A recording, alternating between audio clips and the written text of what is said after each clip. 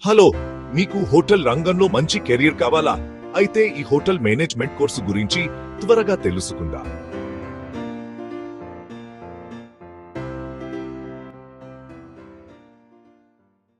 Hotel management course ద్వారా మీరు hotel, resort, airline, cruise line, event మేనేజ్మెంట్లలో పని చేయడానికి అవసరమైన నైపుణ్యాలు నేర్చుకుంటారు. కోర్సు వ్యవధి 3 నెలల నుంచి 6 సంవత్సరాలు ఉంటుంది. ఫీజు ఎస్పెన్ నుండి 3 లక్షల వరకు ఉంటుంది.